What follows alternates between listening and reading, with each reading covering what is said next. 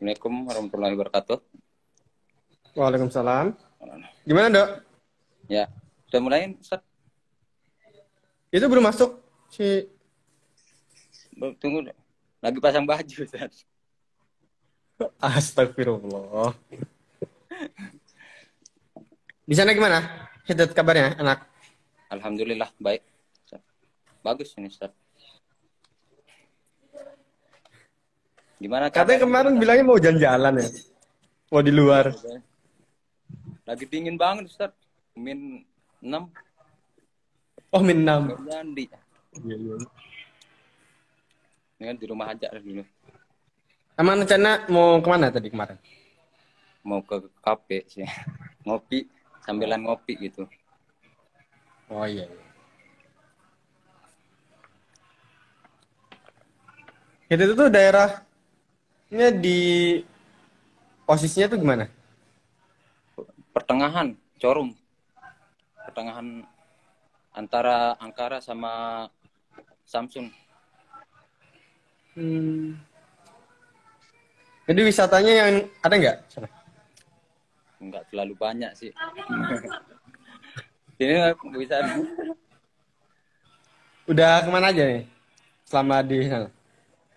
sini sih paling ke Kapadokia, Wis, Samsun, yang dekat-dekat aja gitu. udah ke Kapadokia aja. Iya, ya pergi ngeliat aja ini. Belum Nggak sekalian anu, naik.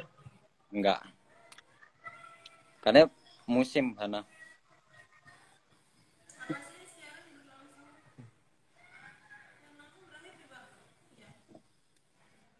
Rama,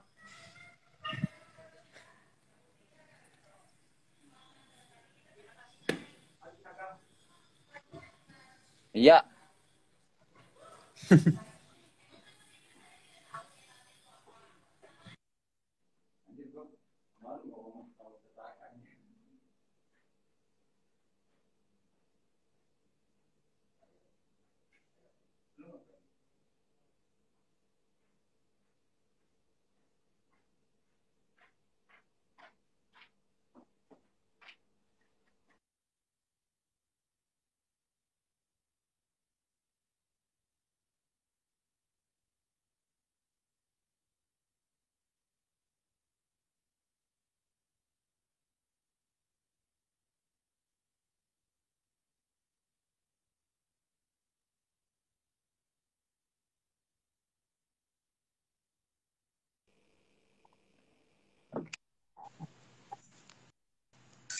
Nah,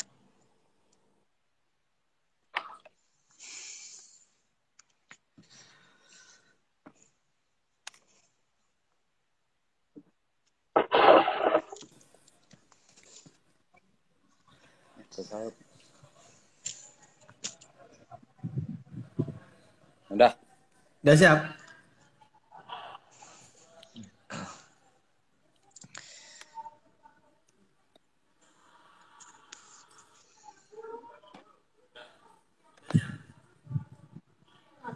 Rama, Ya, ya, ya. ayo. Ayo udah mulai. Kita mulai kan, Ustaz? Ya. Mulai aja ya. Iya. Bismillahirrahmanirrahim. Assalamualaikum warahmatullahi wabarakatuh. Perkenalkan, nama saya Ridho Hidayatullah.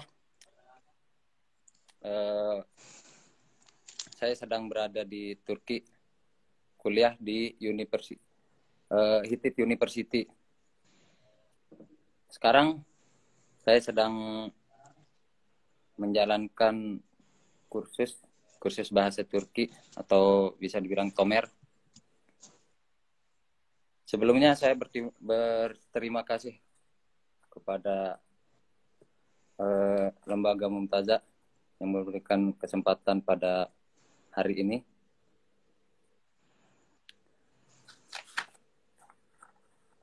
Dan mari saya perkenalkan bintang tamu kita pada hari ini. Nantinya di sini langsung saya memperkenalkannya. Ya, Ya, Bismillahirrahmanirrahim. Assalamualaikum warahmatullahi wabarakatuh. Selamat sore teman-teman semuanya, apa kabar kalian semua? Perkenalkan, nama saya Rama Kurnia Putra. Saat ini saya sedang berada di Çorum, kota Turki ya, salah satu kota di Turki.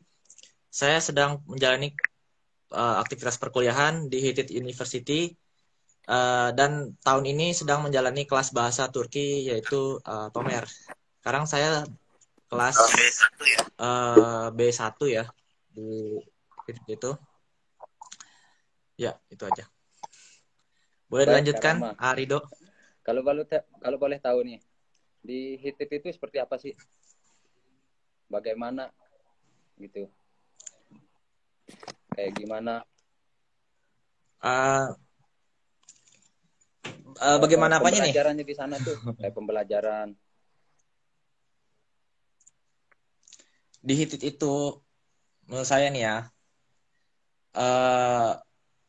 salah satu kota, ini menurut pandang saya aja ya, saya nggak tahu ya kalau yang udah pernah ke Çorum ini, kotanya seperti pedesaan, jadi kotanya tenang dan juga bagus untuk belajar serta fasilitasnya juga lengkap. Jadi untuk teman-teman yang ingin fokus belajar dan tidak apa ya, nggak banyak keramaian orang gitu, kayak misalnya padat atau banyak transportasi, terus banyak orang yang kayak mengganggu kita untuk belajar gitu. Di sini tuh enggak, di sini kayak sunyi sepi gitu. Tapi lengkap lah di sini lah pokoknya. Terus di Çorum juga menurut saya di Çorum ini karena dekat ya, karena dekat dengan ibu kota, 4 jam dari ibu kota Ankara. Jadi majunya itu seperti Ankara, maksudnya dari segi apapun, dari fasilitas umum, fasilitas rumah sakit, fasilitas universitas itu hampir lengkap lah, kayak universitas di ibu kota pada umumnya gitu. Gitu sih. Tuh, berarti Çorum itu fasilitasnya lengkap banget ya. Lengkap sih, cuma ini dia masalahnya. Untuk di Hitit ini, saya kan orang Indonesia pertama di kota ini, di kampus ini. Jadi saya tidak punya kakak kelas, nggak punya abang kelas, sehingga saya nggak bisa masuk gedung sembarang gitu aja gitu. Maksudnya nggak ada yang ngajak saya untuk ayo kita ke fakultas olahraga gitu, kita main basket, kita olahraga ke sini. Jadi saya banyak gedung-gedung yang belum saya masukin di kampus tersebut gitu. Karama tuh temennya berberapa di Çorum? Iya, yang dari temennya. Teman dari Indonesia apa teman dari mana nih? Teman dari jadi gini. Waktu pertama datang itu jumlah kita tuh 4 orang ya. Dari Indonesia 4 orang, dan memang kita adalah orang pertama dari Indonesia yang menginjakkan kaki di Hitit University. Nah, sekitar 2 bulan yang lalu, nggak sampai 2 bulan sih, 1,5 bulan yang lalu, itu jumlah kita tinggal 2 orang. Yang satu udah pindah ke Istanbul, yang satu pindah ke Kütahya. Saat ini tinggal 2 orang seperti itu. Terus kelebihan di kampus Hitit itu apa? Ya. Kelebihannya di Hitit itu gini. Aku nggak tahu ya kalau di kampus-kampus lain ya. Yang aku bicarakan ini kan kampus Hitit nih. Di Hitit itu ketat banget belajarnya, sehingga kita dipaksa untuk belajar gitu. Jadi kayak mau nggak mau kita harus belajar. Soalnya di sini tuh persaingannya kayak ketat banget gitu. Jadi kayak misalnya gini, ada beberapa teman-temanku yang di kampus-kampus lain di Turki itu dia kayak gini deh.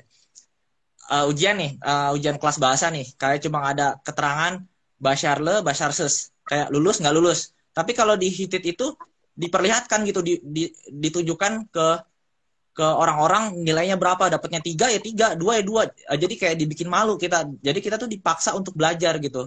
Jadi membuat kita yang tadinya mungkin kita males belajar jadi rajin belajar gitu. Karena kalau nggak gitu mental kita ya jatuh gitu. Mental kita dibuat sama kampus tuh ya rusak gitu, maksudnya jatuh gitu. Jadi mau nggak mau kita harus belajar, dan itu salah satu poin penting sih di kampus. Terus tapi bukan itu juga, masih banyak lagi kayak fasilitas perpustakaan itu bagus banget, olahraga, terus dari bidang akademik dan non akademik juga bagus banget di kampus. Dan memang guru-gurunya juga berkompeten banget untuk mengajarkan murid-muridnya, serta memberikan yang terbaik untuk seluruh mahasiswanya. Bukan mahasiswa dari Turki aja, dari berbagai negara, kayak negara-negara dari Afrika, dari Kazakhstan, dari Uzbekistan, dan negara-negara lainnya seperti Indonesia. Gitu. Kalau di HIT itu ada berapa jurusan sih?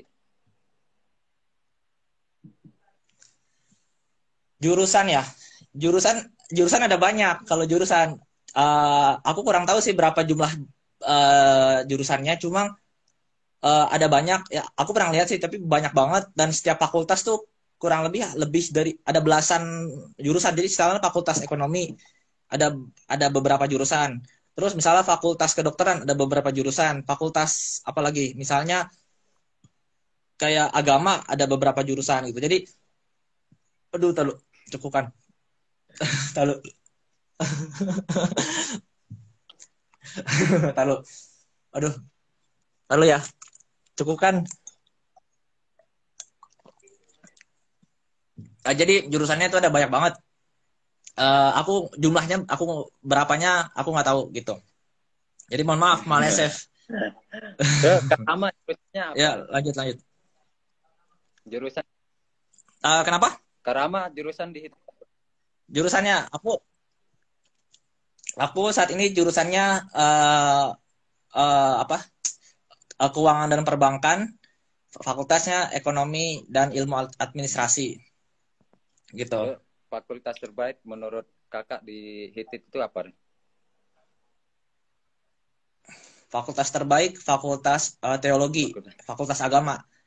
Aku ngelihat gini, beberapa waktu yang lalu aku dapat seran fakultas agama di HIT University ini fakultas terbaik nomor 1 di Turki. Itu bahkan Ankara, Istanbul tuh di bawah HIT. Itu jadi fakultas terbaik itu fakultas agama.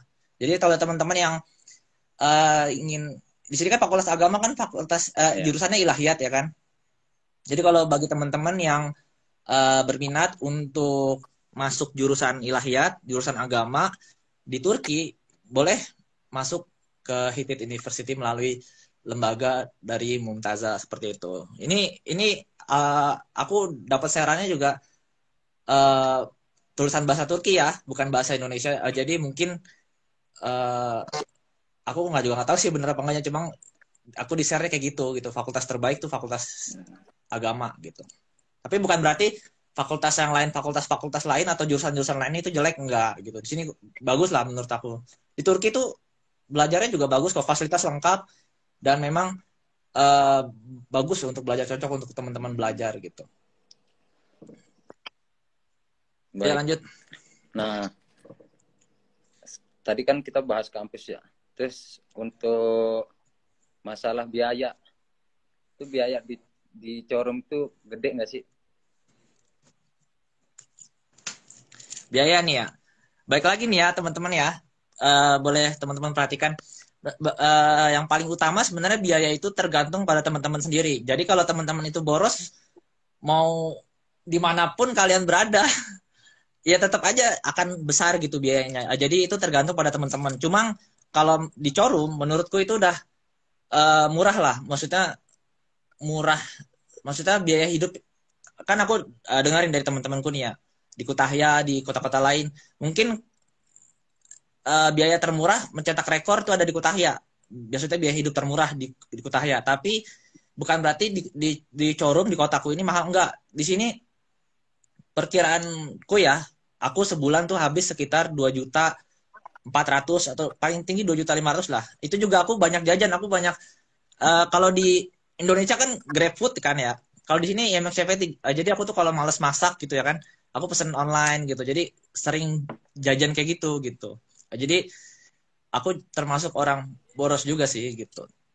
Biaya hidupnya murah kok, dari transportasi, terus dari belanja. Kalau kita mau belanja murah, kayak gini gini gini. Ada yang murah di sini, mahal di Indonesia.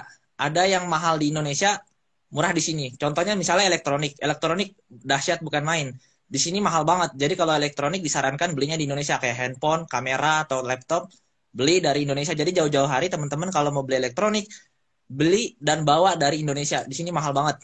Terus kalau misalnya teman-teman, ya di sini yang murah nih kayak buah-buahan tuh murah-murah semua. Buah-buahan, sayur-sayuran, kayak makanan itu, makanan buat makanan pokok ya, itu murah di sini. Di sini murah.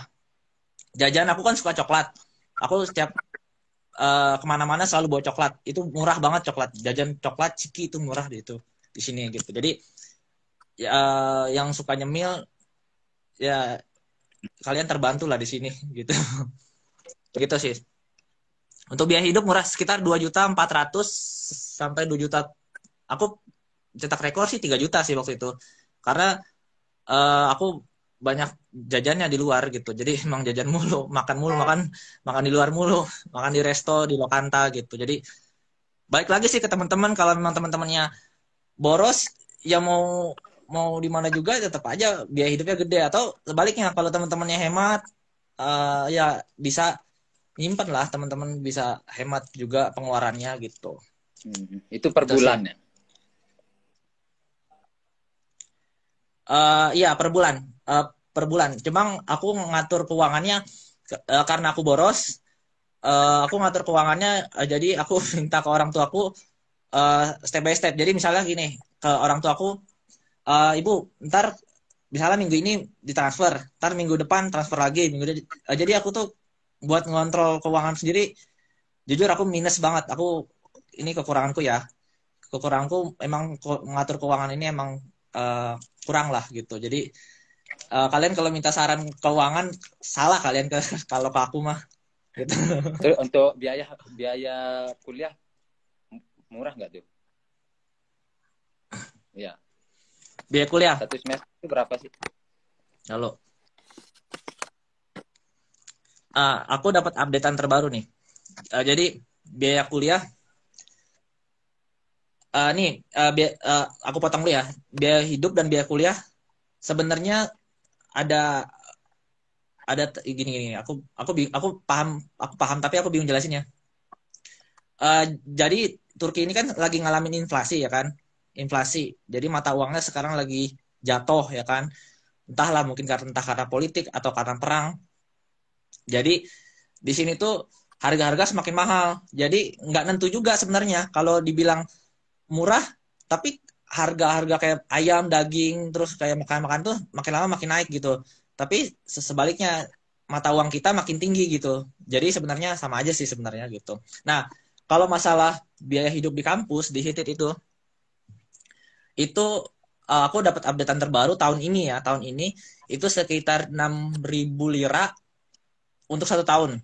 Jadi bayarnya per 1 tahun, bukan per semester kan?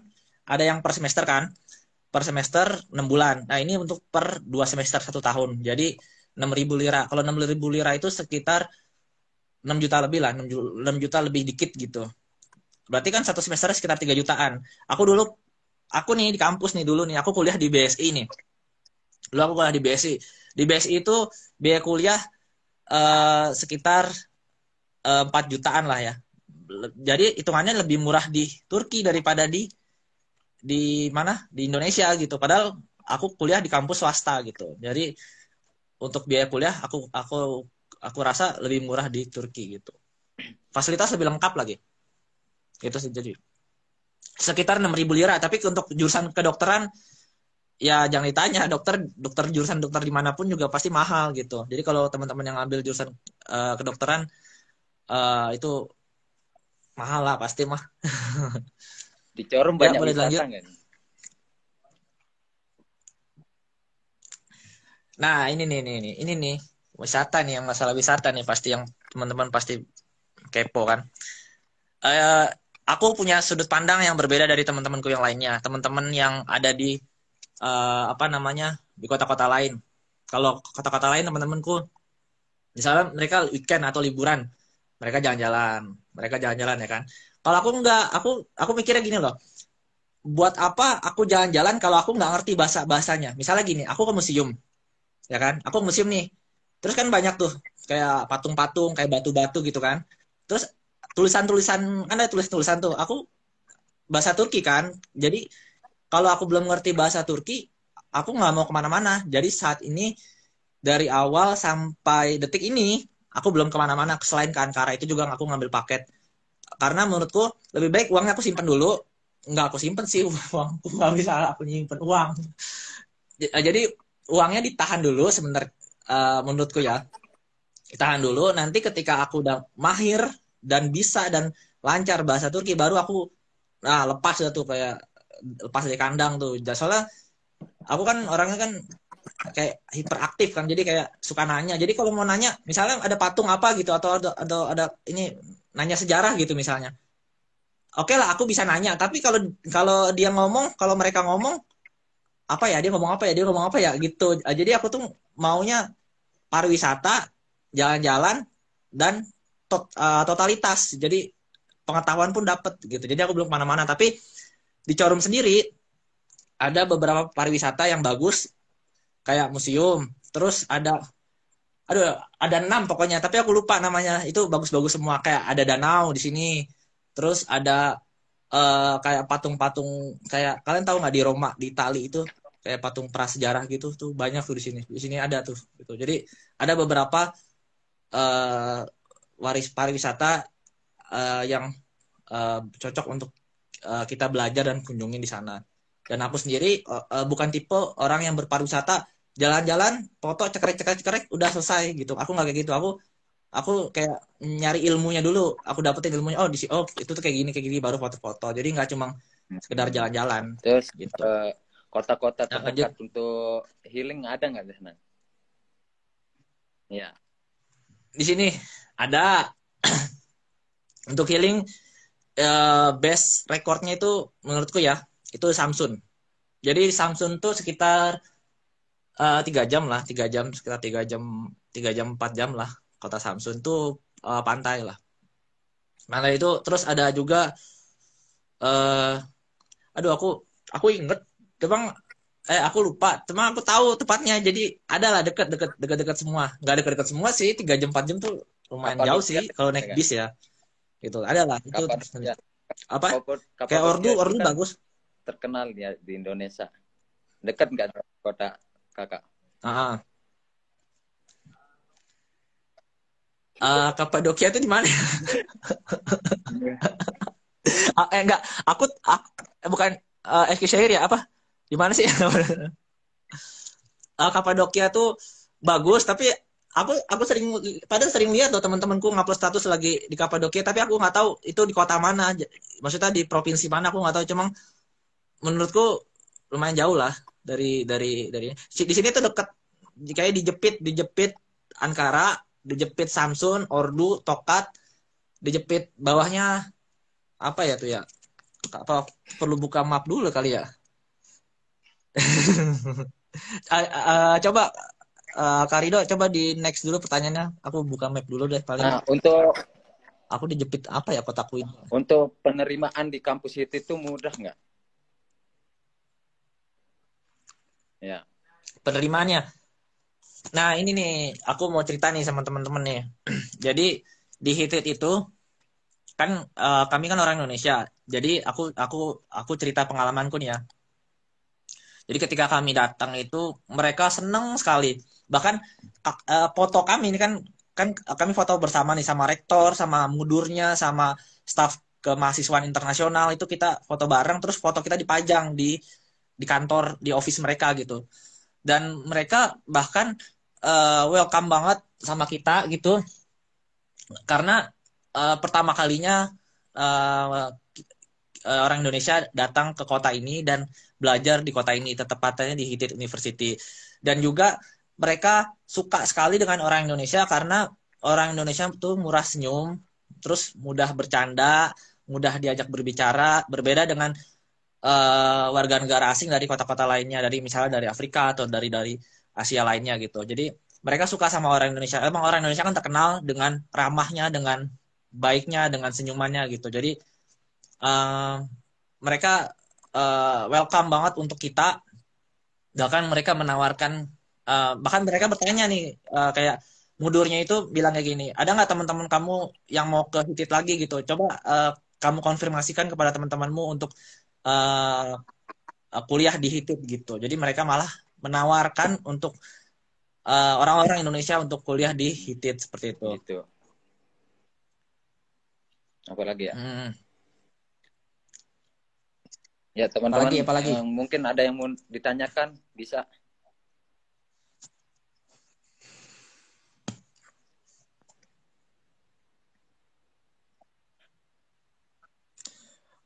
Tomer itu harus sampai level berapa dan berapa lama?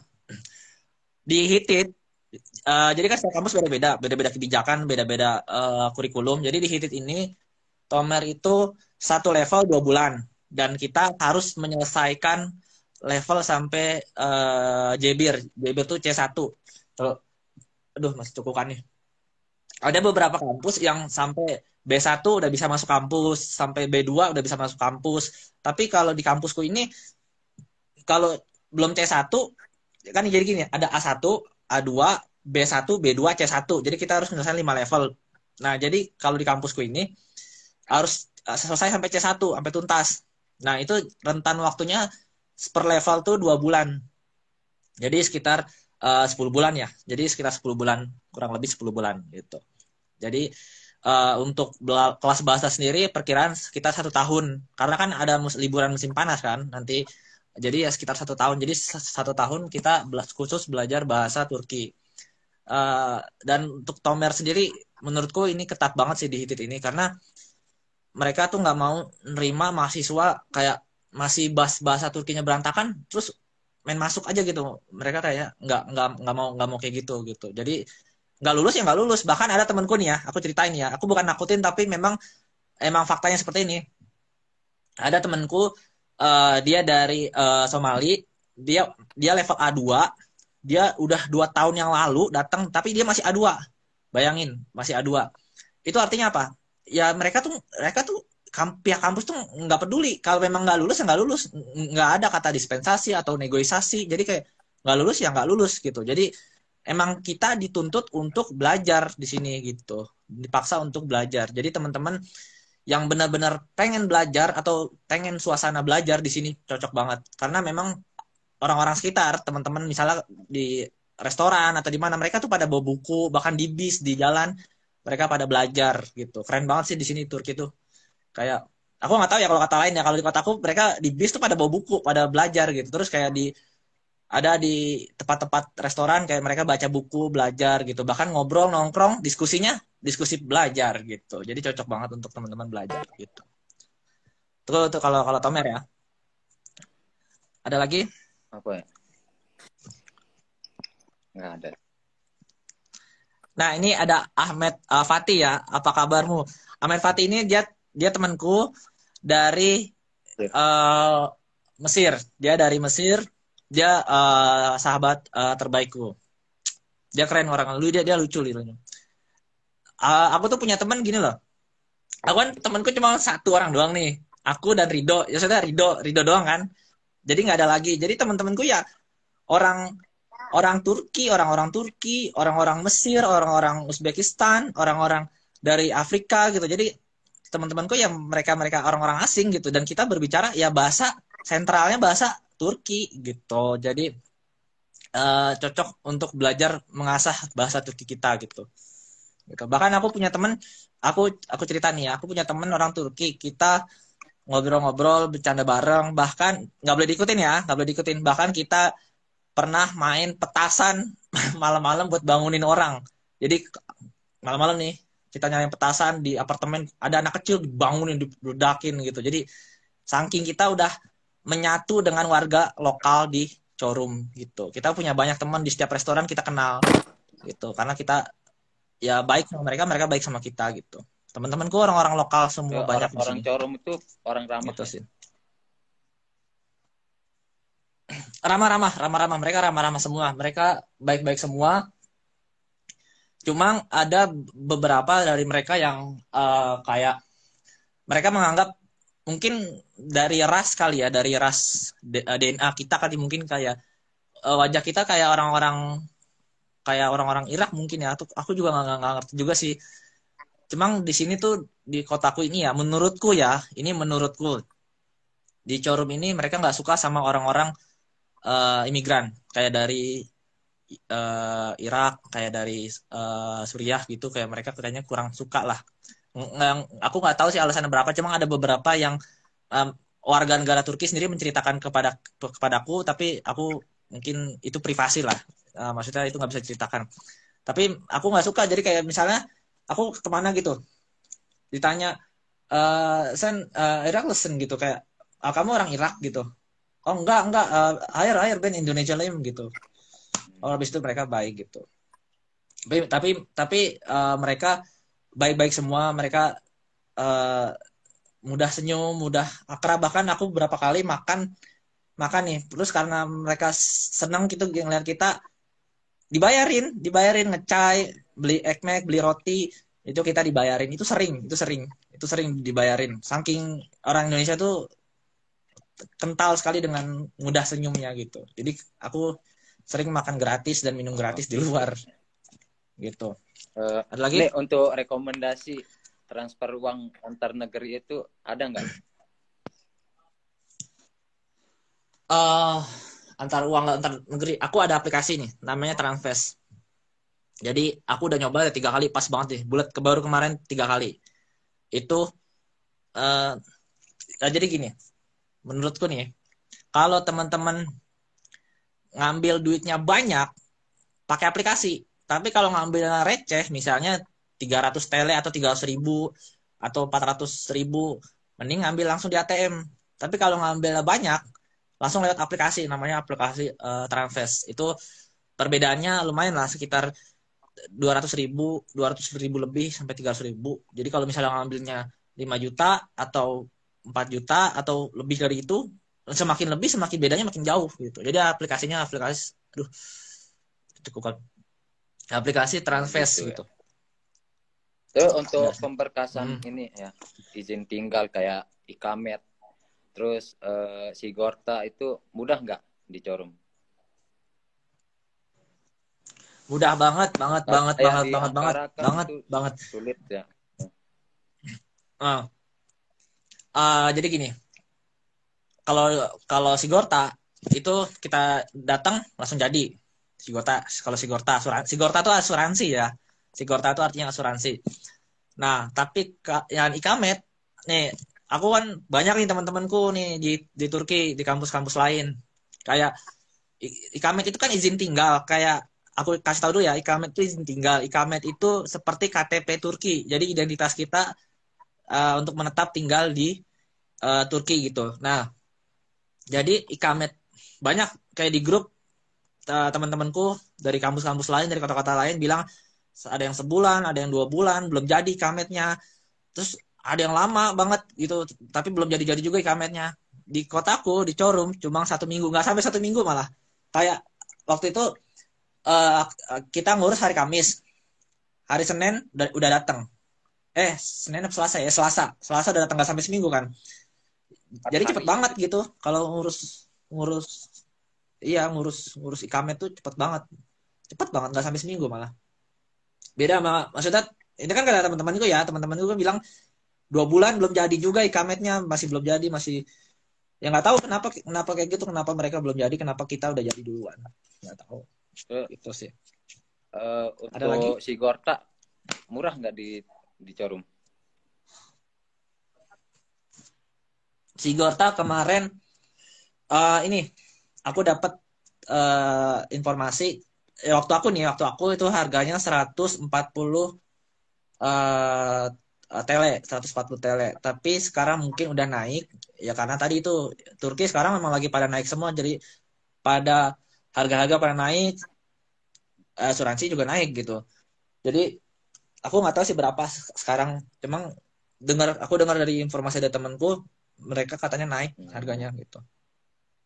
Lagian teman-teman nggak perlu khawatir ya masalah biaya Sigorta atau asuransi, karena yang aku tahu lembaga Mumtazah itu memberikan fasilitas kepada teman-teman semua untuk yang mau ke Turki. 1 tahun pertama teman-teman dibiayai asuransinya oleh Mumtazah gitu. Cuma aku belum tahu ya, ntar bisa konsultasi lagi kepada Ustadz Muafi atau Ustadz Galih, apakah ditanggung atau enggaknya, tapi waktu aku itu ditanggung asuransi gitu. Itu sih. Jadi teman-teman nggak perlu khawatir karena ada beberapa fasilitas yang sudah include di dalam pembayaran di lembaga Mumtazah tersebut. Jadi kalian pokoknya datang, kalian mau kampus apa, terus kalian jurusannya apa, terus serahin berkas-berkasnya, udah tunggu pengumuman selesai berangkat, udah terus sampai di sini udah ada rumah, udah ada tempat tinggal, ntar diurusin semuanya, pokoknya udah tinggal belajar semua gitu. Aku pun juga sama, aku juga gitu, aku juga diurusin difasilitasin oleh Mumtazah Terus gitu. Keren lah pokoknya. kira-kira nih biaya kuliah pertama itu berapa nih? Kuliah di Turki itu? Waktu aku itu berapa ya? Enggak gini. Waktu aku tuh aku nggak tahu ya apa ada terjadi kesalahan atau memang bagaimana. Aku tuh belum bayar. Jadi aku cuma bayar aku belum bayar daftar ulang sampai detik ini. Soalnya gini, waktu pengurus Mumtazah aku bilang katanya bayarnya nanti setelah lulus Tomer itu. Tapi waktu ada pengumuman informasinya sekitar 3.500 waktu itu berapa ya, 4.000 atau berapa gitu. Pokoknya sekitar 3,5 juta sampai 4 juta gitu untuk per semesternya gitu. Waktu itu pas tahun kemarin sih gitu.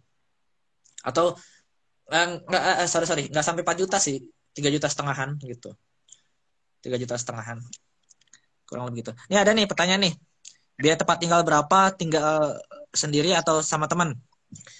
Biaya tempat tinggal aku kasih tahu nih, dimanapun kalian berada, nggak cuma di Çorum doang ya. Jadi di Turki ini ada namanya kayak pusat kota, Merkez atau Çarşı. Pusat kota tuh, itu sentralnya kota gitu. Jadi itu toko-toko semua kayak pusat kotanya banget. Terus ada juga beberapa kampus yang kampusnya itu berbeda dengan pusat kota. Nah, maksudnya agak berjarak lah gitu. Nah, di kampusku ini di pusat kota tapi nggak di sentralnya gitu. Jadi gini, maksud aku gini. Aku tinggal nggak gini. Kalau teman-teman tinggal di pusat kota, harganya akan semakin tinggi, semakin mahal. Tapi sebaliknya, jika teman-teman tinggal agak jauh dari pusat kota, sebenarnya nggak jauh sih, cuma agak berjarak dari pusat kota, itu lebih murah gitu. Nah, rata-rata di sini tuh itu sekitar 1.500 tele, 1.500 sampai 1.800 lah, 1.800 tele. Itu kalau dibagi berempat itu 1.500 bagi berempat berapa sih? Ya pokoknya ya teman-teman bagi sendiri lah itu. Kalau 1.000 gini, hitungnya satu tele itu 1.000 jadinya. Ya kalau dibagi dua kan kita tinggal berdua. Tapi kalau misal di saat aku tinggal ini aku berempat mungkin lebih murah lagi. Saat ini aku 1.500 tele atau 1.500.000 dibagi dua 750 tele atau setara dengan 750.000 gitu. Gitu. Jadi balik lagi kalau misalnya di rumah kalian ada 2 orang ya mungkin akan agak lebih berat. Tapi kalau ada 3 atau ada 4 itu lebih ringan gitu. Terus lebih ringan lagi gitu. Ini aku ada kamar kosong. Transportasi di kenapa? Murah nggak? 2,5 tele, 2,50 tele itu setara dengan 2.500 perak per naik. Jadi mau sejauh apapun jadi kalian naik tap 2.500 gitu. Jadi menurutku itu udah murah sih kemana-mana. Cuma sebenarnya aku nggunain transportasi umum itu cuma buat ke ini doang, ke lokasi Tomer, karena lokasi Tomer nih lumayan berjarak sih dari rumahku gitu. lumayan jauh lah, sekitar 15 menit dari rumahku gitu. Jadi aku perlu naik bis untuk, tapi kalau untuk ke Carse, ke pusat kota, karena rumahku deket, rumahku cuma kayak sekitar 5 menit nyampe mall, 5 menit nyampe ke Carse. Jadi kayak deket banget sama pusat kota, Oh, Merkes berarti pantas ya. sentralnya itu. Jadi aku jauh dari Buhara Berarti gitu. pantas ya mahal. Kenapa? Iya, nggak, ya cocok lah. Maksudnya menurutku standar lah untuk biaya itu. Biaya transportasi itu standar. Kalau taksi nih, aku sering naik taksi juga nih kalau lagi kepepet buru-buru. Jadi kalau naik taksi itu sekitar eh, kalian muter-muter tuh di kota itu paling cuma 50 tele, jadi lebih lebih murah lah, 50.000 muter-muter kota Terus gitu untuk sih. waktu pembelajaran di Tomer itu berapa jam sih? Untuk belajar di Tomer itu sekitar dari jam 9, Waktu 9, waktu 10, mulainya dari 11, jam berapa 12, tuh? 1, 2, 5 jam. Dari jam 9 sampai jam 2 siang. Jadi dari jam 9 sampai jam 2 siang gitu. Jadi dan itu selama 4 hari. Jadi Senin, Selasa, Rabu, Kamis kita Tomer, Jumat, Sabtu, Minggu kita libur Waktu liburnya gitu. 3 hari ya. 3 hari. Jadi liburnya 3 hari, banyak liburnya. Tapi tugasnya juga banyak. Inilah makanya ngeri, ngeri tahu, bukan ngeri sih sebenarnya. Bagus sih, menurutku bagus. Tahu nggak sih kalian di Hitit itu kalau ngasih tugas awal-awal nih, aku mikirnya gini, ini dosennya ngasih tugas nggak ada otak apa gimana ya? Maksudnya ngasihnya tahu nggak? Ratusan, 200, 270 kayak ngasih.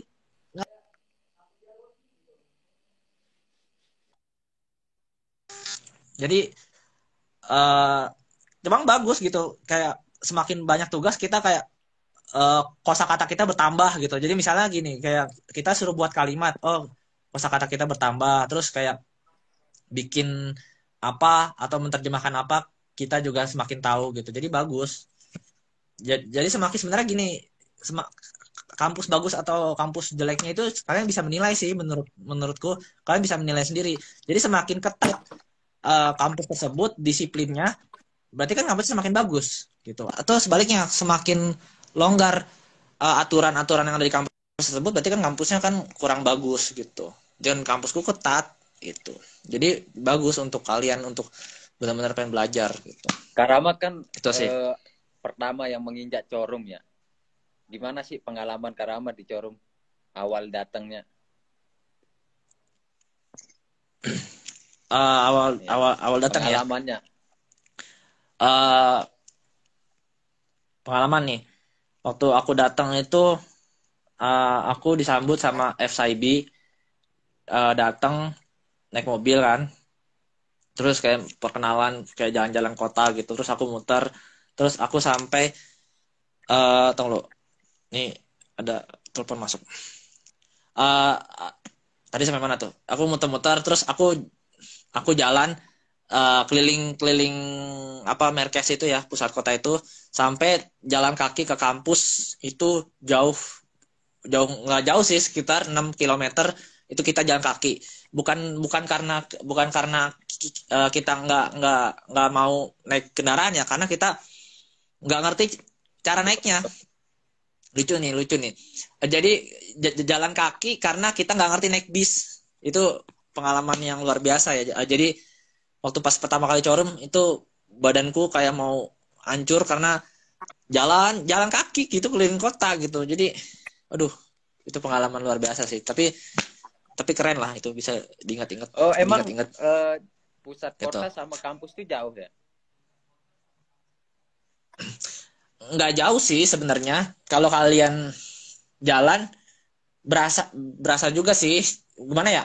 Menurutku kalau jauh sih enggak.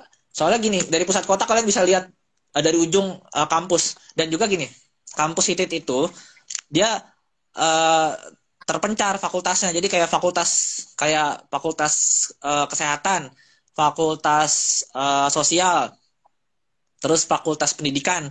itu ada di pusat kota, jadi deket banget, bahkan kita jalan kaki aja nyampe. Tapi kalau fakultas apa sih namanya, fakultas apa tuh aku lupa tuh, kayak kayak IT, terus fakultas olahraga, fakultas agama itu di pusat kota, itu lumayan nggak jauh sih, nggak jauh, dibilang jauh nggak juga, dibilang nggak jauh juga gitu. Jadi sedang lah gitu, tapi harus naik bis, gitu.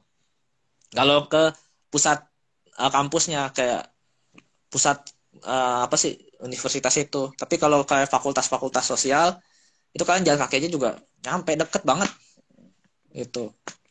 Itu sih. Itu punya ini ya, punya bisnis apa gitu, apa aja?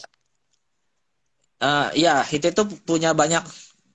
Itu tuh kalau menurutku ya, dia tuh bukan kampus doang. Jadi kayak Perusahaan. dia tuh punya usaha-usaha lain. Jadi kayak mereka tuh lagi mengembangkan teknologi. Jadi gini, di HITIT itu berpusat pengembangan teknologi-teknologi di Turki. Jadi kayak misalnya pengembangan alat-alat kedokteran, terus alat-alat pengembangan mesin-mesin pabrik, terus kayak mesin-mesin buat apa sih namanya, yang buat nyangkul padi gitu, alat-alat buat nanam padi gitu, kayak bertani gitu loh. Mereka kayak menciptakan mesin-mesin gitu, dan itu untuk disebarluaskan, diperjualbelikan ke seluruh kota-kota di Turki gitu, bahkan diekspor juga ke luar negeri gitu. Itu mereka mengembangkan teknologi-teknologi gitu.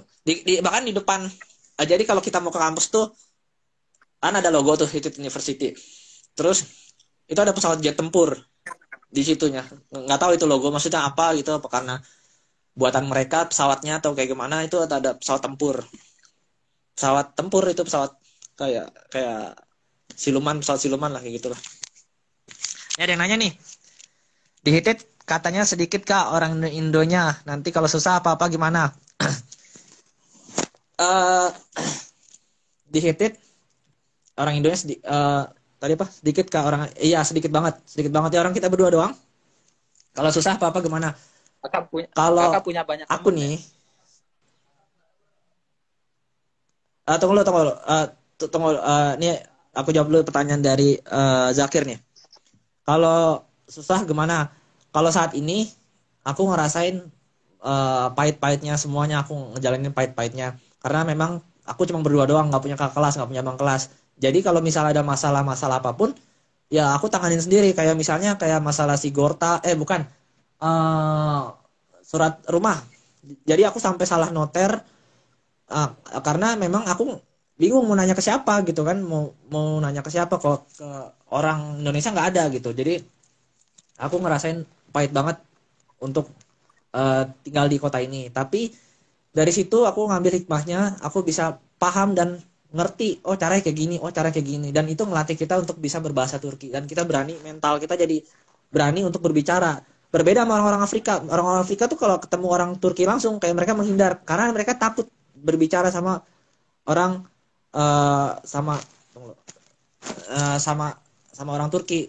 Kalau aku enggak, kalau aku ya bisa nggak bisa ya udah ngomong aja gitu, belajar untuk bisa gitu. Jadi dilawan aja sih kalau aku mencoba untuk bisa. Nah tapi teman-teman selanjutnya, teman-teman yang mau ke HITIT, kalian nggak perlu khawatir kan jatuhnya kan kalian punya abang kelas, nanti kalian punya kakak kelas ya kita berdua ini gitu, maksudnya nanti kalian butuh apa-apa nanti ya kita bantu gitu.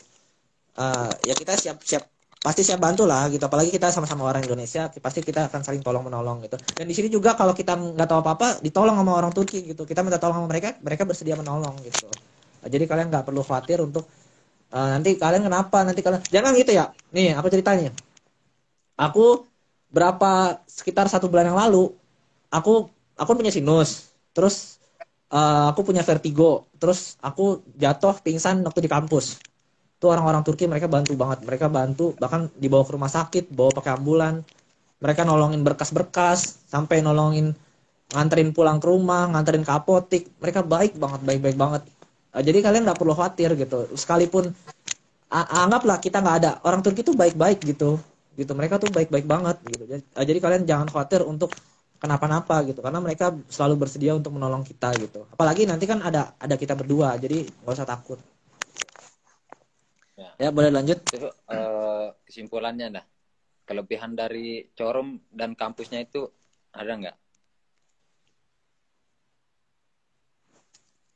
Eh, Kelebihannya, kalau kelebihannya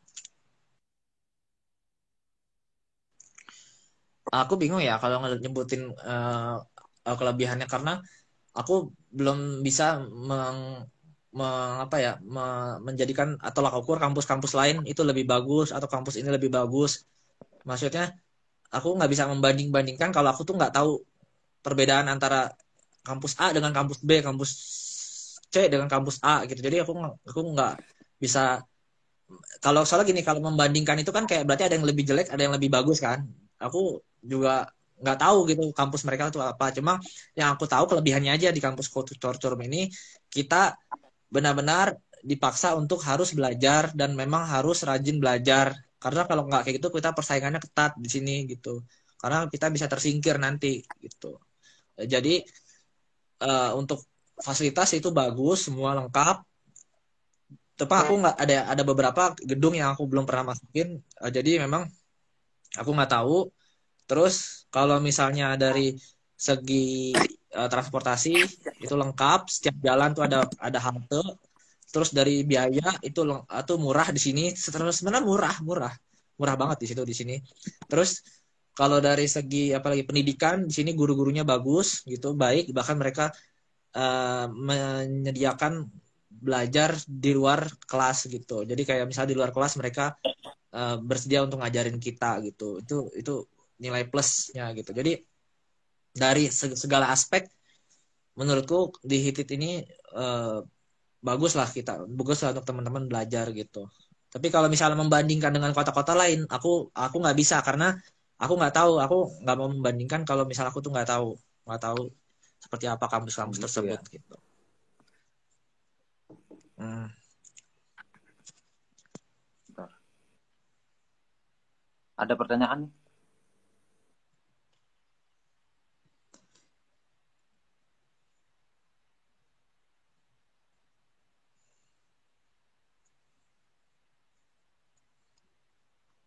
Prospek kerja alumni di Turki bagaimana?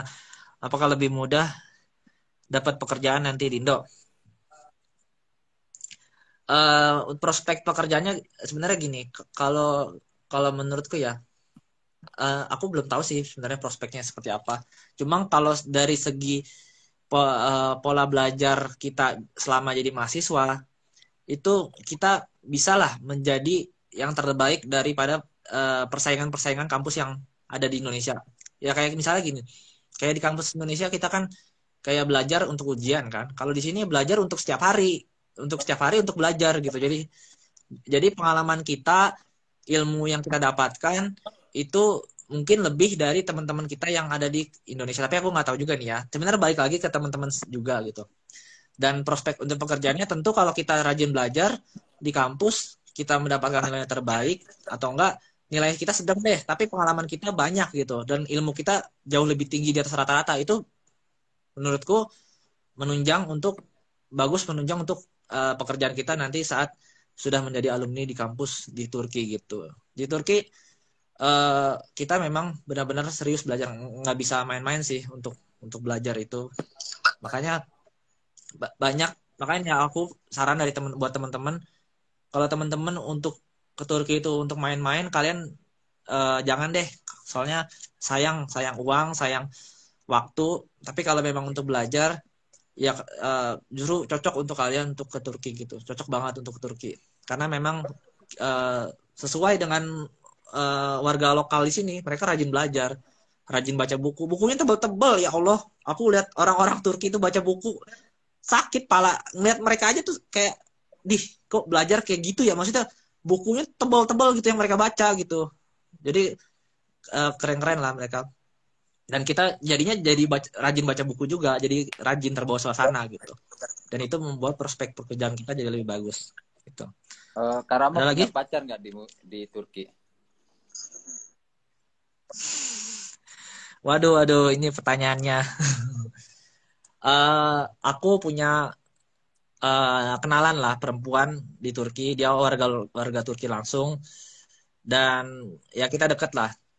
sebenarnya ada positif negatifnya sih sebenarnya ke berhubungan itu.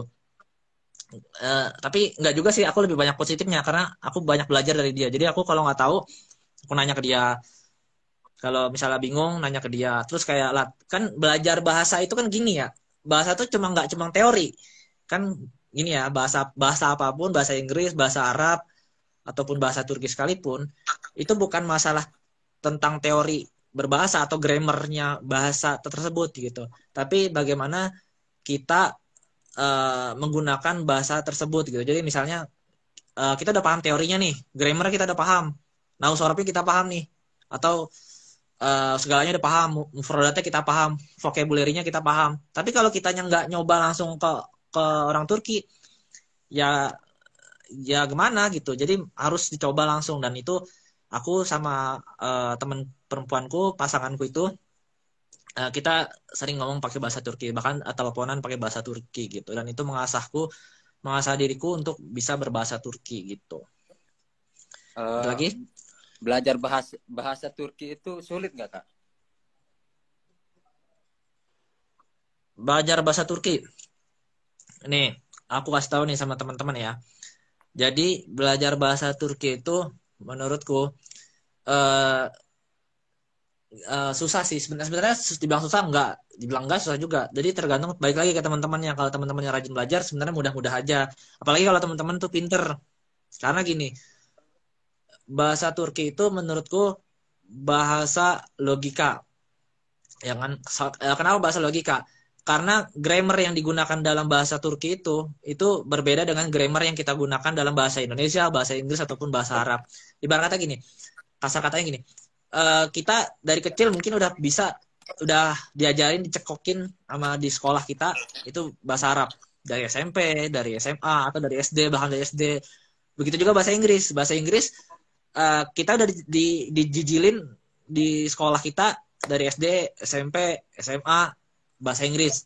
Tapi kalau bahasa Turki kan saat kita di Turki doang gitu. Jadi kayak kaget banget gitu. Kayak langsung harus bisa bahasa Turki. Jadi itu sulitnya. Terus yang kedua kayak karena tadi aku bilang bahasa logika. Kenapa aku bilang bahasa logika? Bahasa Turki itu bahasa logika karena grammarnya itu berantakan. Jadi kayak sepanjang apapun kalimatnya yang kalian gunakan, kata kerja selalu ditaruh di akhir. Tuh, jadi kayak kita misalnya ngomong misalnya berinteraksi sama siapa, terus kayak kita nyusun gitu loh, kayak mikir menerawang gitu, terus kayak nyusun bahasa gitu, saking ini apa nih gitu. Nah, jadi membuat kita agak sedikit kesulitan belajar bahasa Turki. Tapi kalau kita bisa berbahasa Turki, kita mudah belajar bahasa-bahasa lainnya kayak bahasa Rusia, bahasa-bahasa dari pecahan Uni Soviet kayak Kazakhstan, Uzbekistan, kayak Armenia, Azerbaijan, kita bisa gitu. Terus negara-negara tetangga lainnya juga kita bisa. Jadi mudah karena grammarnya itu sama. Gitu. Tinggal kita hafalin vocabulary-nya, kita bisa bahasa Rusia gitu. Jadi kayak gitu.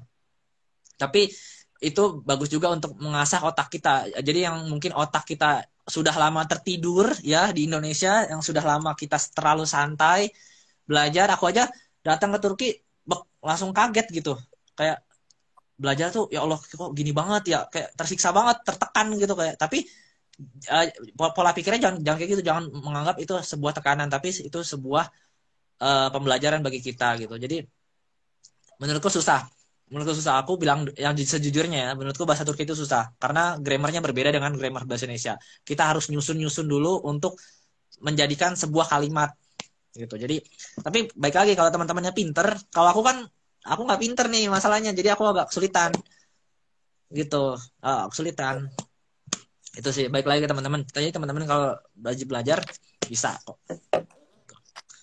Ada lagi? Tinggal di kota mana, berapa biaya hidup sebulan?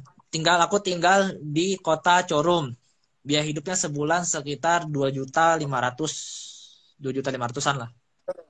Nah itu udah include semuanya, udah rumah, listrik, terus tambah lagi jajan, terus tambah lagi biaya makan kayak beras dan lain-lain segala macam, transport tuh udah semuanya include semuanya gitu. Untuk biaya rumah itu sih. Biaya rumah itu full fasilitasnya apa belum itu? Yang 1.500. Pak, kalau biaya rumah 1.500 Itu udah dari fasilitas gas, lengkap. air, Kayak apa gimana? oh enggak, jadi 1.500 TL ini itu untuk rumahnya aja kayak kayak sewa kontrakannya aja gitu. Tapi kalau kalau gas, listrik, air itu terpisah. Aduh dingin banget. Kalau dingin banget ini. Kalau aduh. Jadi untuk fasilitas listrik, air dan gas itu terlalu aku kedinginan nih. Itu berbeda. Tapi kalau misalnya bayar rumah itu 1.500 itu udah termasuk ada kasur, tempat tidur, bantal, semuanya alat-alat rumah, peralatan dapur, kulkas, kayak TV, internet, wifi, semua udah lengkap. Pokoknya kalian tinggal tidur, udah gitu. Tinggal bukan tidur sih, tinggal tidur, belajar, udah gitu. Cuma beres Jadi ya. tinggal terima beres. Nih di HITIT ada fakultas ilahiyat nggak? Ada. Ada fakultas ilahiyat. Fakultas ilahiyat di HITIT aku dapat saran seperti yang aku tadi bilang.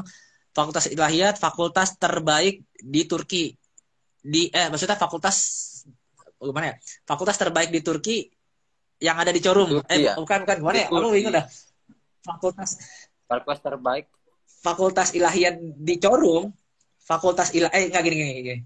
Fakultas ilahiyat di Hitit itu fakultas terbaik di Turki. Nah, gitu. Fakultas terbaik di Turki. Itu ada urutannya. Jadi kayak Istanbul, Ankara, kayak apalagi tuh ya beberapa kampus-kampus lainnya itu di bawah Hitit. Jadi di Universitas Hitit itu fakultas apa ilahiyat fakultas terbaik Jadi rekomendasi dari di teman-teman Turki. ya yang mau ambil jurusan ilahiyat bisa ke HITIP ya. Ya, betul. Betul banget. Betul banget.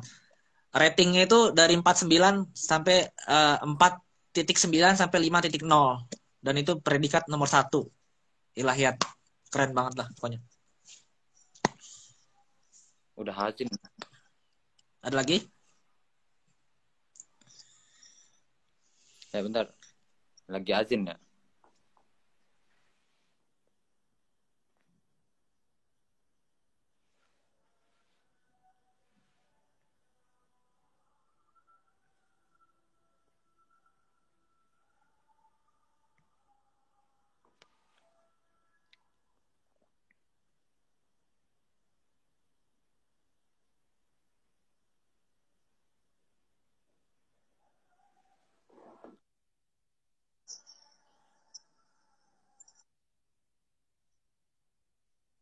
Kita skip dulu. Kita tunda dulu soal lagi ajan. Pas banget ajan.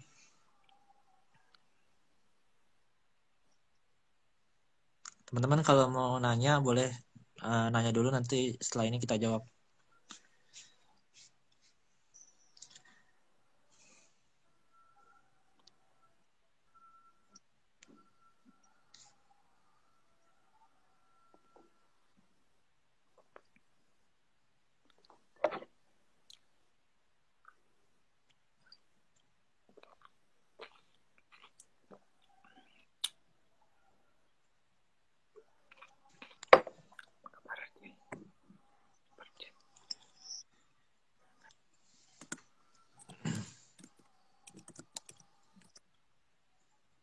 Sebentar ya teman-teman ya.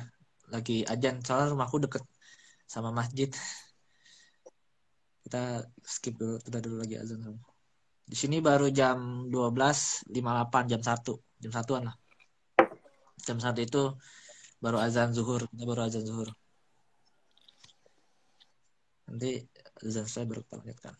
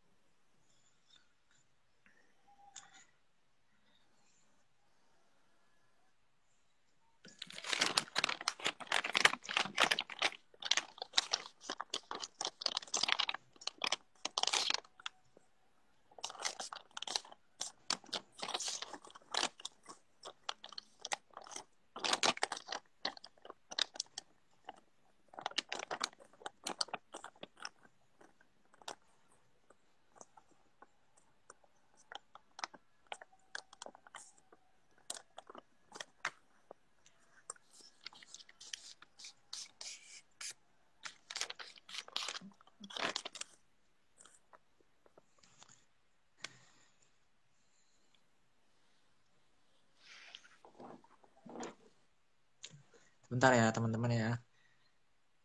Lagi azan.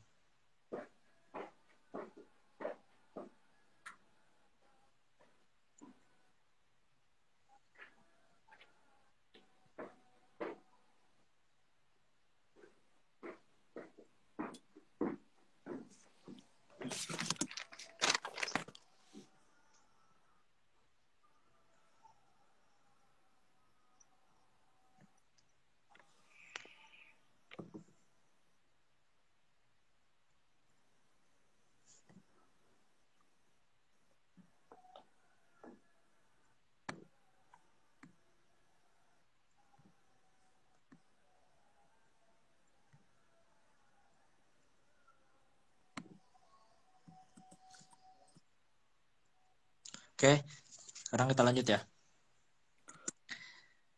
Apa nih? 2,5 juta itu apakah untuk rumah udah include semuanya? 2,5 juta itu udah makan, minum sama rumah, udah semuanya sih, listrik, air, gas semua gitu. Tapi balik lagi, kalau teman-teman boros itu kurang. 2,5 juta itu kurang gitu. Mungkin kalau misalnya kayak aku kan sekarang ini kan tinggal berdua, satu rumah berdua, jadi biayanya agak lebih sedikit lebih besar gitu. Tapi kalau misalnya kita satu rumah berempat atau bertiga lah minimal, itu biayanya berasa banget berkurang gitu dan lebih murah lagi gitu. Bahkan mungkin bisa lebih murah lagi dari 2,5 juta gitu. Ada yang mungkin sampai 1,5 juta juga cukup. Ada yang 2 juta lebih 2 juta kurang cukup. Itu ada itu. Jadi balik lagi ke teman-teman. Kalau aku sekitar segitu.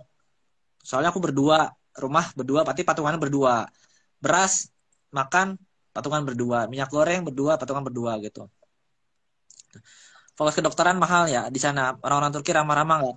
Fakultas kedokteran di setiap kampus itu sama lah di seluruh Indonesia pun, di Indonesia pun juga mahal. Fakultas kedokteran itu paling mahal. Mungkin karena menggunakan alat-alat kedokteran medis jadi biayanya lebih mahal. Gitu. Jadi untuk fakultas kedokteran sendiri memang paling tinggi gitu di antara fakultas-fakultas lain gitu. Berapa puluh ribu gitu. Aku nggak lihat juga sih, sekitar 40 ribuan atau 40 ribu lira ya, atau 40 juta ya, sekitar 40 juta untuk fakultas kedokteran gitu.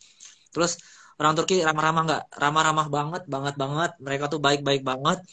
Saking ramahnya ini kan membuktikan kalau mereka ramah banget kan. Aku sering kalau misalnya lagi nongkrong minum teh, terus pas aku mau bayar, udah dibayarin sama amja-amja, sama aku mau hilang amja-amja ya. Amja-amja tuh kayak paman-paman gitu, kayak mereka ya mereka udah umur, mereka sering ngobrol, nanya nervousness gitu, kayak kamu dari mana gitu, terus akhirnya ngobrol, mereka baik-baik banget, mereka suka sama orang Indonesia, itu bener-bener real ya. Aku nggak tahu kalau di kota-kota lain, tapi aku rasa sama semua, mereka menyukai orang-orang Indonesia, mereka baik banget sama kita, nolongin kita, selalu bersedia untuk menolong kita saat kita dalam kesulitan seperti itu. Terus ada nggak kekurangan di Hitit itu?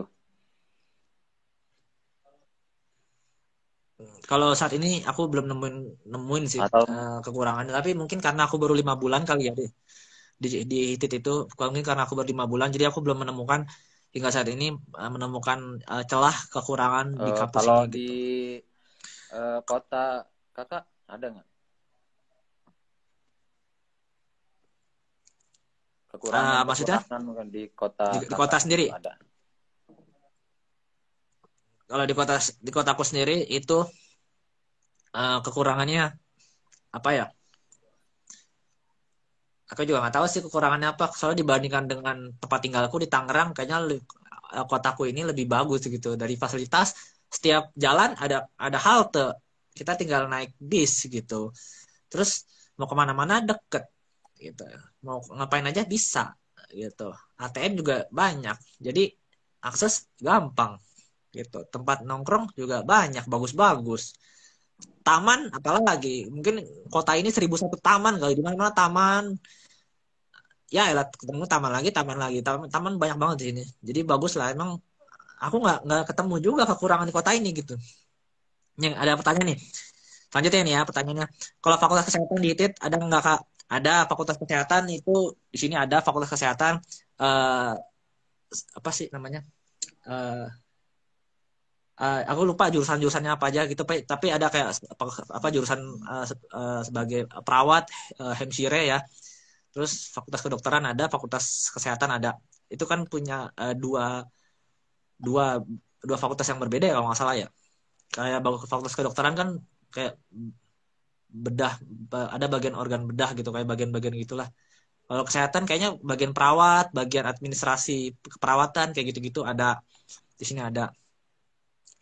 Bang, dengan suhu di sana apa untuk sana apa untuk yang punya sinus sering kambuh?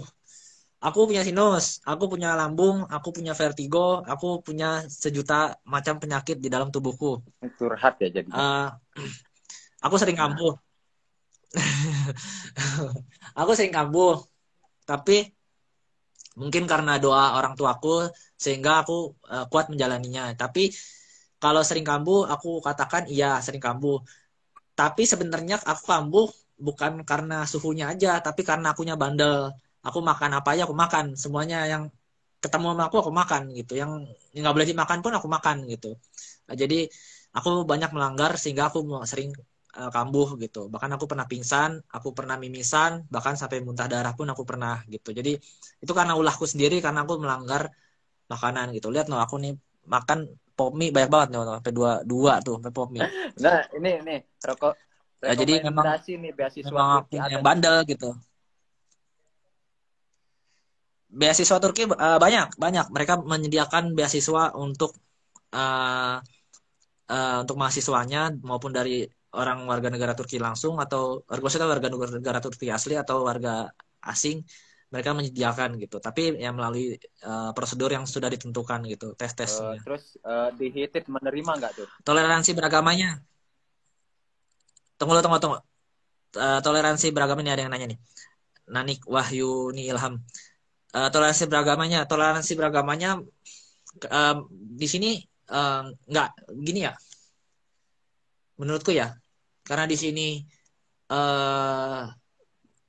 ideologinya sekuler, jadi kayak mereka biasa aja gitu. Nggak malah lebih Indonesia yang agamanya Islam, maksudnya banyak penduduk Islam, ada Kristen juga, ada agama-agama lain, kayak mereka malah kurang bertoleransi, berbeda sama di Turki. Di Turki lebih bertoleransi menurutku daripada di Indonesia. Kayak kita mau kegiatan apa aja ya dipersilahkan gitu. Jadi kayak kita agama Islam, kita mau sholat, kita mau pakai cadar, mau pakai apa, biasa aja. Di sini banyak orang-orang yang bernikop gitu, bercadar, banyak banget, banyak. Jadi toleransi beragamanya. Atau yang non Islam juga nggak masalah. Banyak juga teman-temanku yang non Muslim gitu. Jadi toleransi beragamanya menurutku ya lebih bagus di sini menurutku daripada di Indonesia sendiri gitu. Karena kan Indonesia banyak terpecah gara-gara agama gitu. Wal, adaptasi makanan pokok maksudnya wal adaptasi makanan pokok per bulan. Maksudnya per bulan apa gimana nih? Oh, adaptasi makanan. Jadi gini. Semuanya jelas makanan itu lebih enak di Indonesia. Itu sih intinya. Di sini makanan apapun kalian rasanya hambar, nggak ada garam. Tapi Pokoknya. makanan yang kakak suka Terus, ada nggak? kalau Makanan adaptasi Turki yang kakak suka. ada makanan yang aku nggak suka tapi yang disukain orang-orang Turki. Ada nih. Jadi orang-orang Turki menyukai makanan ini tapi aku nggak suka. Aku bahkan mau muntah kalau makan. Itu namanya ayran. Minuman. Itu Minumannya minuman, ayran. bukan Aku nggak suka makanan. minuman ayran. Kalau makanan, kalau beradaptasi seiring berjalannya waktu bisa kita makan. Hanya saja kayak rempah-rempah itu kan di sini kan jarang, kayak kunyit, jahe, kayak kita kan nggak ada. Sekalinya ada kan mahal banget. Ya paling kita nggak bisa makan-makan kayak gitu. Jadi kita makan ya seadanya aja. Atau junk food sih biasanya, makanan-makanan yang tinggal goreng kayak nugget, sosis kayak gitu. Makanan-makanan junk food yang Ini Kak, di pertanyaan. toko-toko. Masuk di HITID itu ada tesnya nggak? Untuk penerimaan secara masuknya itu melalui pemberkasan ya, tapi aku belum dapat info terbaru untuk tahun ini ya. Kalau kemarin kan hanya pemberkasan, tapi untuk tahun ini aku belum dapat info terbaru, belum dapat konfirmasi terbaru dari pihak universitas apakah ada tes, apakah enggak gitu. Tapi setauku kayaknya enggak gitu. Jadi cuma kita memberikan berkas, lalu kita sudah bisa menjadi mahasiswa di HITIT University. Ini ada pertanyaan nih, next ya, lanjut ya. Minimal nilai masuk ilahiyat di HITIT berapa kak? Minimal nilai masuk nilai ilahiyat, enggak ilahiyat doang ya, semua jurusan itu rentan nilainya dari 70 sampai 75 rentan nilainya. Jadi minimal 70 sampai 75 nilai rata-rata ijazahnya, atau apa sih tuh yang nilai rata-rata tuh, yang itulah pokoknya itu 70 sampai 75 gitu nilai rata-ratanya minimal. Ini terus apakah Gitu. ijazah, transkrip dan nilai perlu diterjemahkan ke dalam bahasa Inggris? Aku kurang tahu ya kalau itu ya. Karena itu teman-teman bisa nanya masalah pemberkasan, itu boleh teman-teman bisa langsung nanya ke Mumtazah, pihak lembaga Mumtazah. Soalnya kalau masalah itu setauku aku juga nggak tahu maksudnya maksudnya aku tuh nggak tahu apa harus diterjemahkan apa enggak, tapi waktu pas aku ngumpulin itu sudah diterjemahkan semua sama Mumtazah. Jadi Mumtazah yang aku bilang tadi, kalian tinggal terima beres gitu, ijazah transkrip nilai semuanya itu udah diterjemahin semua dan itu udah diserahkan ke kampus. Tapi apakah wajib apa enggaknya aku nggak tahu gitu. Soalnya waktu aku datang kan pertama kali datang, si mudurnya staf kemahasiswanya ngomong bahasa Turki, pengurus Mumtazahnya bahasa Turki. Aku kan nggak ngerti dia ngomong apa, apakah wajib apa enggak, tapi aku rasa wajib gitu. Jadi pokoknya kalian tinggal terima beres lah intinya kan, gitu. Untuk saat ini kan dalam ini ya, dalam perperangan Ukraina melawan Rusia, apakah masih bisa gitu orang Indonesia melanjuti belajar di Turki? Masih dong, masih bisa, masih bisa banget. Soalnya kan memang sih jadi Ukraina sama Turki itu cuma terhalang sama Laut Hitam. Jadi kayak cuma Laut Hitam, di sebelah di atasnya Ukraina, di bagian apa sih namanya tuh, di bagian barat lautnya itu Rusia. Jadi emang deket banget Rusia sama Ukraina gitu. Tapi sampai sekarang aman-aman aja Turki itu. Soalnya kan memang yang kita tahu memang yang diinginkan Rusia itu kan memang Ukraina kan menyerah gitu-gitu aja sih gitu. Jadi nggak ada masalah sih, aktivitas masih berjalan normal, nggak ada apa-apa, nggak ada terganggu, nggak ada terjadi apa-apa. Alhamdulillah aman-aman aja. Seperti kayak di Indonesia aja gitu, nggak terjadi apa-apa. Nggak ada perang di sini juga, nggak ada perang, nggak ada apa. Justru Turki menyumbang tentara untuk perang.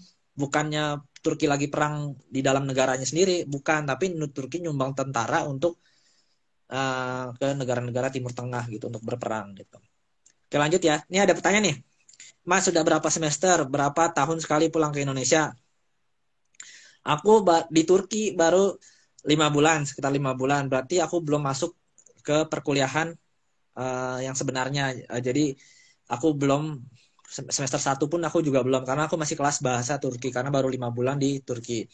Terus kalau berapa tahun sekali pulang ke Indonesia, aku kan gini, pesan orang tua aku waktu pas berangkat itu, ini beda-beda ya sebenarnya, pulang berapa tahun atau berapa tahunnya itu beda, tergantung teman-teman ya.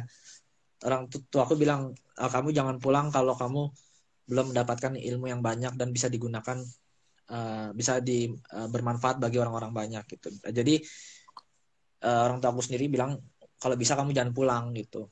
Bukan berarti mereka nggak sayang sama aku, bukan kayak gitu. Tapi bukan berarti mereka juga nggak rindu gitu. Tapi mereka hanya ingin aku fokus belajar sehingga apa yang aku impikan semuanya dapat tercapai gitu. Dan orang tua aku bukan berarti nggak rindu ya, tadi ya aku bilang ya, nggak kangen sama anaknya gitu, nggak.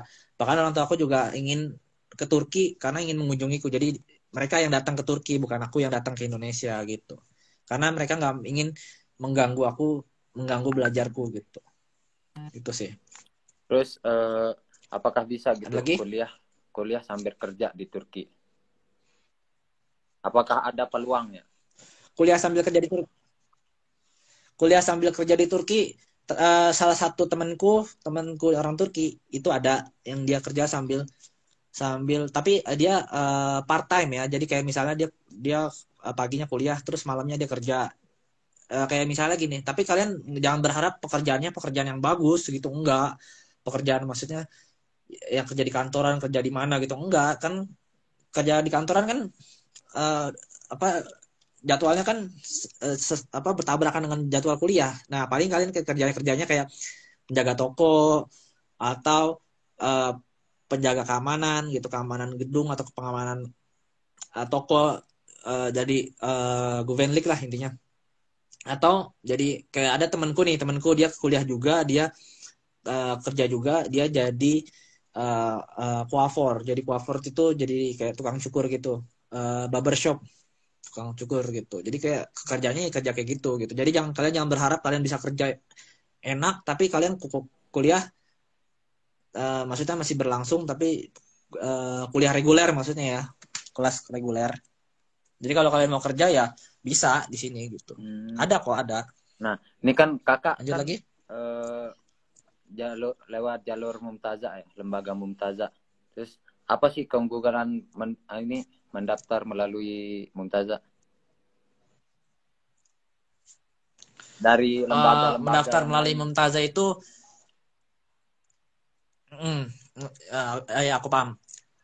Aku banyak melihat beberapa lembaga di Indonesia, banyak lembaga-lembaga yang mengirim mahasiswa ke Turki, dan itu aku ngeliat kayak berapa biayanya, berapa apa aja fasilitas yang diberikan gitu. Dan menurutku ya, bukan karena memang Mumtazah yang ngirim aku atau bagaimana, enggak gitu. Emang menurut pendapatku aja gitu ya. Mumtazah itu yang terbaik. Soalnya gini, mereka tuh kayak apa ya? Mereka benar-benar kayak buat kita tuh kayak udah, kamu mau apa? Kamu mau sekolah di mana? Kampus mana? Jurusan apa? Kasih tahu ke kami, ke pengurusnya.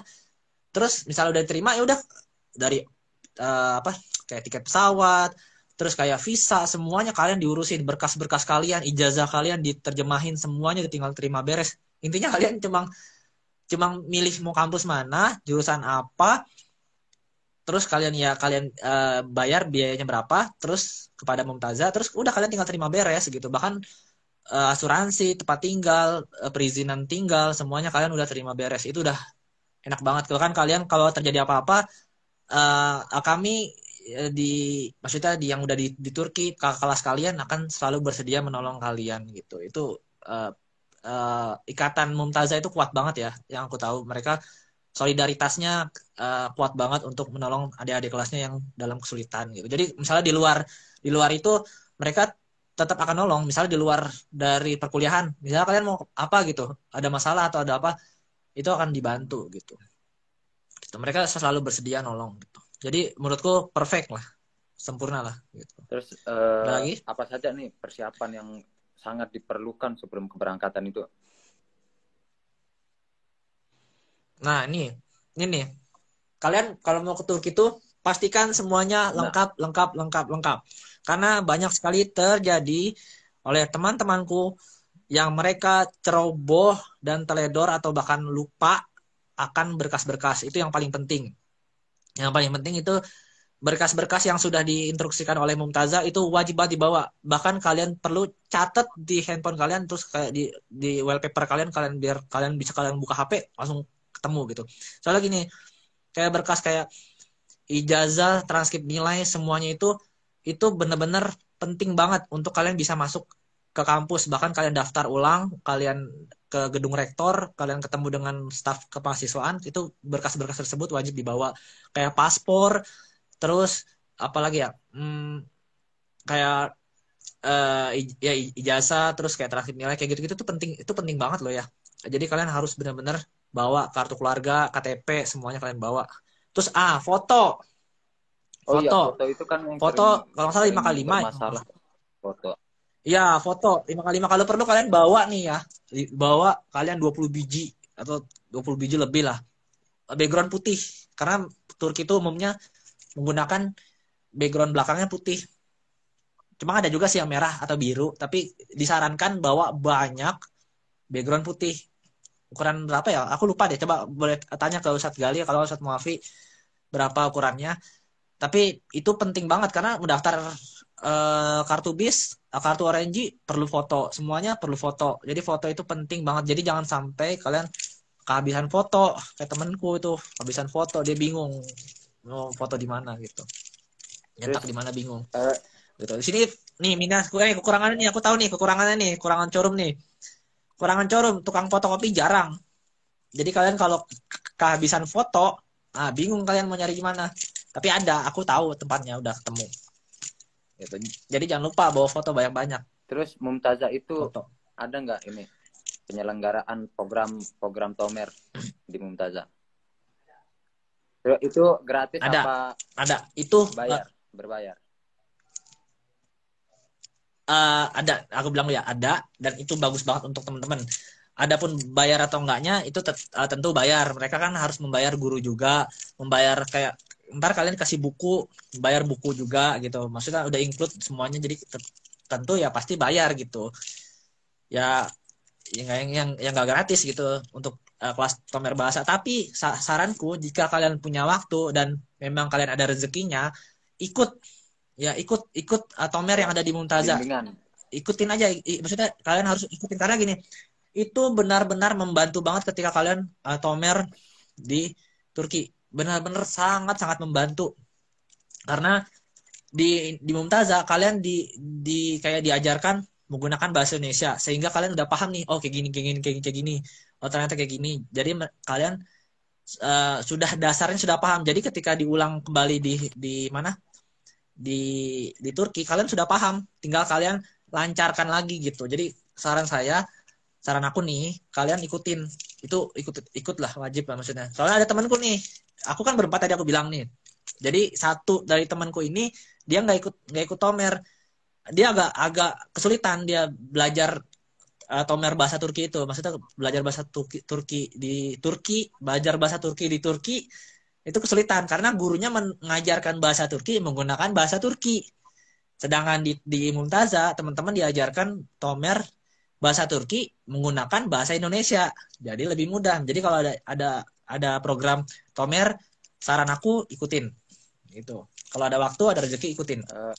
Mumtazah itu Gitu. kita didampingi sih sampai keberangkatan dan ketika kita sudah di Turki, apakah kita didampingi gitu? Itu.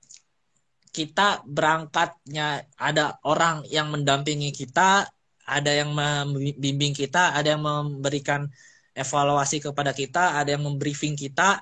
Sampai di sana di bandara kita juga di briefing lagi, ada yang nyambut kita, ada yang datang, terus ada yang ya pokoknya mereka berangkat, kita diantar, bukan diantar sih sampai bandara, mungkin ada yang diantar, ada yang bareng gitu maksudnya ke Turkinya. Dan sampai di Istanbul pun di bandara kalian akan dijemput dan disambut sama teman-teman dari Mumtazah gitu, dari semua kampus. Misalnya kampus kalian ke Ankara, kalian ke mana, ke Kutahya, itu kalian akan dijemput dan disambut. Bukan berarti sampai Istanbul habis itu kalian dilepas gitu aja, enggak, kalian dijemput, kalian diantar sampai ke kota kalian, sampai ke rumah kalian masing-masing. Jadi udah beres, pokoknya udah tinggal beres gitu, udah terima jadi gitu. Ada lagi? Itu aja sih kayaknya udah 1 jam. Kita tutup dah. Tutup. Lagi nggak nih pertanyaannya? Udah ya. Ya. Itu aja ya. Oke. Udah selesai yang nanya? Kayaknya Ustaz. Oke, untuk nih, ini kan mungkin dari kalian berdua ada pesan buat calon mahasiswa yang Turki yang udah mendaftar di Indonesia. Soalnya sekarang kan udah mulai dibuka proses pendaftaran yang ke HITID, kebetulan nih udah dibuka sampai tanggal 20-an Maret ini. Ini kan masih pada nanya-nanya, apa sih, kenapa sih harus milih HITID gitu loh. Kan karena mereka gak tahu, jarang dengar. Mungkin ada pesan buat adik-adik kelas.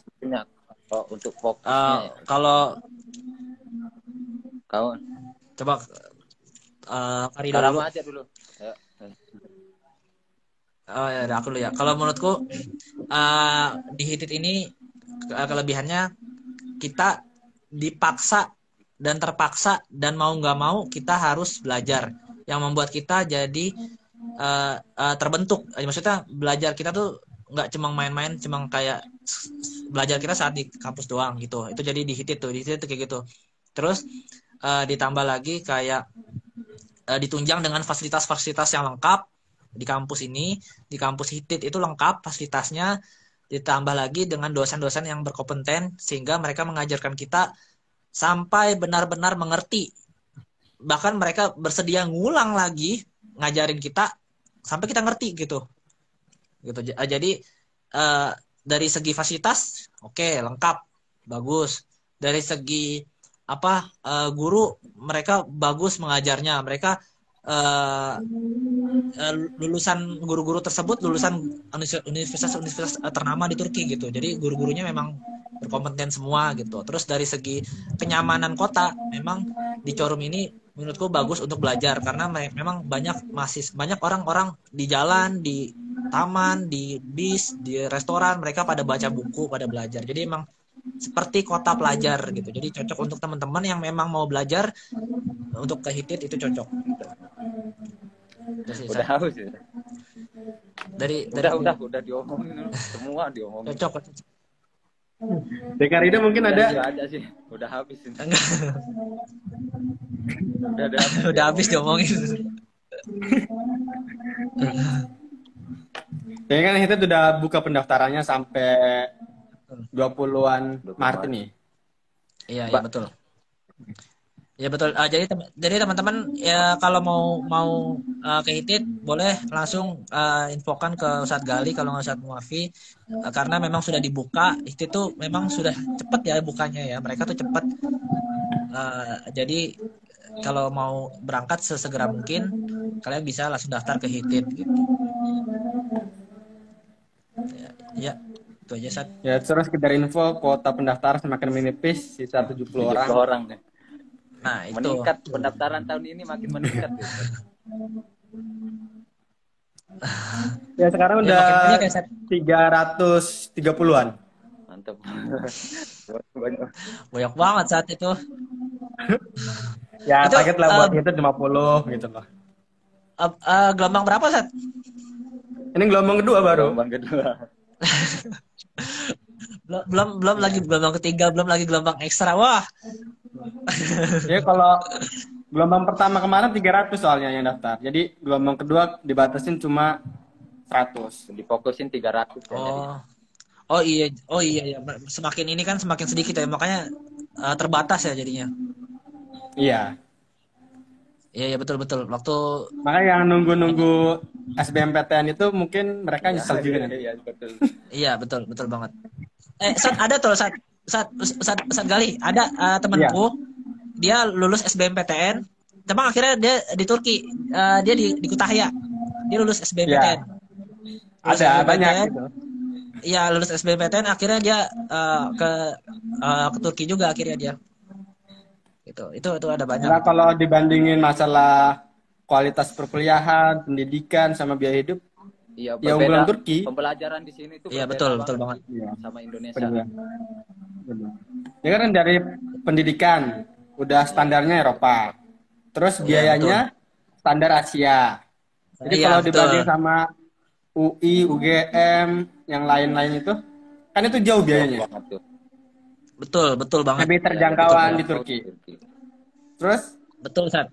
Biaya hidup juga kualitasnya lah. Intinya banyak plusnya lah. Betul. Biaya Eropa biaya Asia rasa Eropa. Biaya Asia rasa Eropa. Di sini canggih-canggih Sat, fasilitas semuanya kayak saya tuh pernah nemu kulkas touchscreen Sat. Jadi di kampus tuh ada kulkasnya tuh kulkas touchscreen. Jadi keren banget. pakai tombol, maksudnya pakai layar sentuh gitu, saking canggihnya gitu. Jadi keren banget sih emang. Biayanya murah lagi dibanding Indonesia ya. Aku kan di Indonesia udah pernah kuliah. Biayanya lebih murah di Turki. Ya sama kayak siapa yang di Kütahya kan ada yang udah kuliah. Pas tahun kan ujian dia. Iya, betul. Itu kan kayak lebih murah. Kayak makan siang di kampus berapa di HITIT?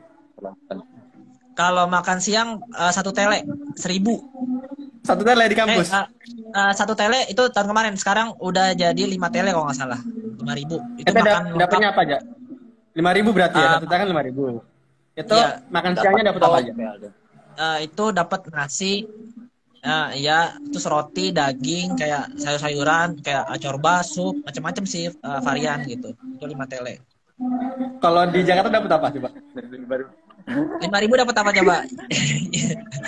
Coba yang lagi nonton 5.000 dapat apa kalian? Dapat gorengan. Udah tawar satu. 5.000 bayangin, 5.000 bisa kenyang kalian di sini. Ini kalau dibanding-bandingin jauh sih. Jauh banget, Sat. Ya mungkin kan kebanyakan mahasiswa orang Indonesia kan ngebayanginnya Turki itu negara maksudnya Eropa terus biayanya mahal. Tapi faktanya yang kalian ngerasain di sana itu malah lebih murah di Turki daripada di Indonesia. Lebih murah. Iya betul. Di sini Ana beli jeruk Sat 10.000 dapat kayak sebaskom Sat, banyak banget Sat jeruk. Ya pas kemarin itu ke Turki itu nganter-nganter yang ke Kutaya, ke Sakarya. Itu kan diajak sama anak-anak Sakarya ke pasar ya, mana? Diajak ke pasar. Itu beli apa? Anggur merah sama buah anggur merah sama anggur hijau. Itu 1 kilo cuma 3.000, 3 tel ya. Iya memang murah gitu. Kan kalau di Indonesia 3.000 itu dapat berapa biji anggur coba? Di sana 1 kilo. Emang aku juga mikirnya gini, ini pedagangnya untung dari mana ya? Murah banget buah-buahan. Buah-buahan nggak cuma buah-buahan doang, kayak sayur-sayuran itu murah-murah banget. Mereka lebih murah daripada di Indonesia. Mau cabe, mau makanan kentang, wortel lebih murah di sini. Murah banget ya. Murah-murah di sini. Pokoknya berbeda terbalik lah. Sama di Indonesia ya, bukan terbalik sih. Mahal. Jauh malah di Indonesia lebih mahal, Satya. Menurutku malah Indonesia lebih mahal hidupnya. Minyak aja susah dicari sekarang. Kita masih apa?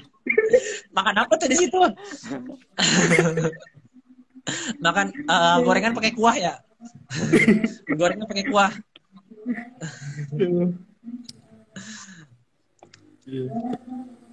Ya udah itu. Selesai. Di Indo jam berapa Ustaz?